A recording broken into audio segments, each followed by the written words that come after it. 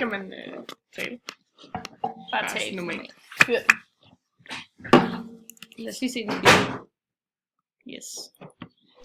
Okay. Vi skal lige tilbage. Kan vi ikke lige gøre det om igen? Den skal helt op på skulpturen først. Hvor starter? Er den start? Ja, den er startet. Stop den lige. Go. Ja. Okay. Anna, Jasmin og Mathilde. Skulpturer. Arkaisk skulptur. Altså, vores første skulptur er en skulptur fra arkaisk tid.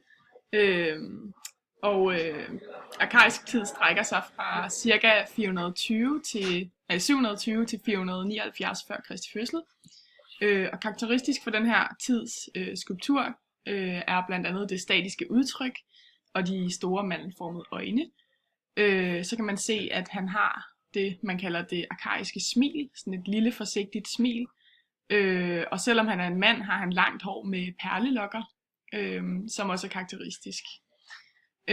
Perlelokkerne, de viser, hvordan man i arkaisk tid var inspireret af Egypten.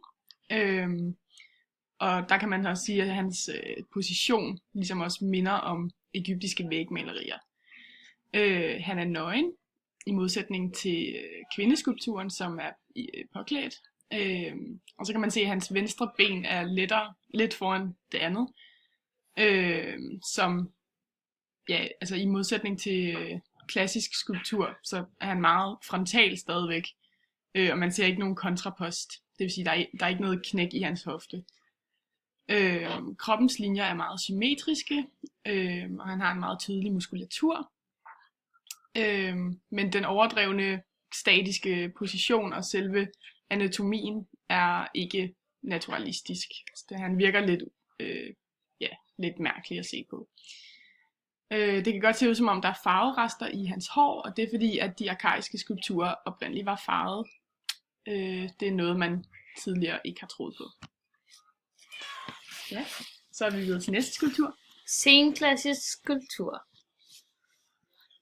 Vi har valgt at kigge på skraberen, som er en romersk kopi af en bronzestatue af Lysippos fra ca. 320 før Kristi fødsel.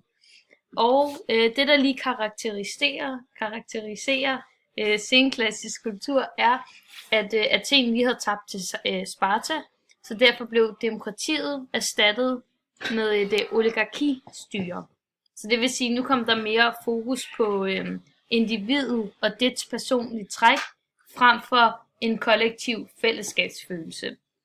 Og samtidig så ændrede skulpturen sig i samtiden.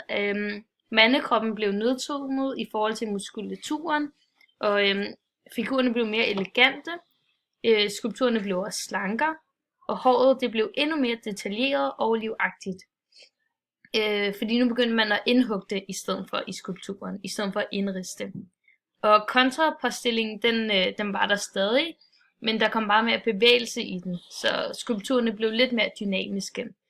Og figurerne, de blev mere bløde og blide, sammenlignet med skulpturerne for højklassisk skulptur. Og det ser man for eksempel i ansigtet, hvor det drømmende ansigt ofte kommer til syne. Og det var også i den her periode, at den første kvindelige nøgne skulptur blev fremstillet, og det var Afrodite. Men vi har så valgt skraberen, og som man kan se, så er han i gang med at sonere sig. Og det skyldes, at i samtiden så putter man olie på sin krop til idræt, og han er i gang med at skrabe olien af.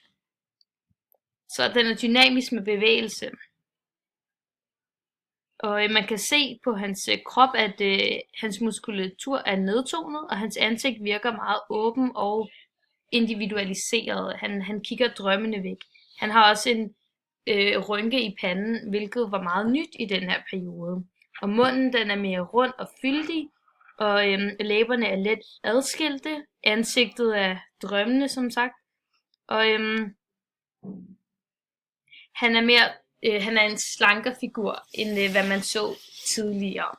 Og det er typisk for senklassisk skulptur. Ja, den sidste skulptur, vi har valgt, er en hellenistisk skulptur.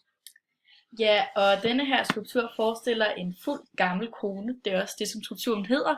Der er en kopi af en romersk der er en romersk kopi af en statue fra det 3. til det 2. århundrede cirka før Kristus. Den originale var altså lavet i den hellenistiske tid, og det ses typisk i de træk, som går igen i statuen. For eksempel, at man viser almindelige mennesker i mere almindelige situationer end de her ideelle, smukke mennesker, som bare står og kigger et sted hen, så ser man altså almindelige mennesker i hverdagssituationer, som også ses, at denne her skulptur er en gammel fuld kone. Den er i bevægelse, og den er ikke symmetrisk, som skulpturer har været førhen, især før klassisk tid. Folderne i hendes klædedragt er dybere, hvilket også er et typisk træk for den hellenistiske skulptur, og hun har ingen attributter på sig, som f.eks. forken eller noget, som virkelig igen tyder på, at hun bare er en helt almindelig person, og ikke en genskabning af en gud. Hun er meget følelsesladet og meget dramatisk i sit udtryk, og det her, det er også et rigtig typisk hellenistisk træk, som omtales som den hellenistiske barok. Man kan også se, at hun er gammel, på grund af alle detaljerne i hendes ansigt, hvilket igen lægger sig op i det her af, at man ikke kun viser smukke unge kvinder, når man viser en kvinde, men også gamle og grimme og almindelige mennesker. De hellenistiske træk er en fortsættelse af de senklassiske træk, hvor man har tilført skulpturen et mere individuelt og følelsesladet udtryk. Og så på grund af, at skulptørerne fik bedre evner, når de skulle lave deres skulpturer, så blev der også eksperimenteret med den måde, som skulpturen sad på. Så det er altså nogle mere komplicerede kompositioner, som de antager. Ja, det er det.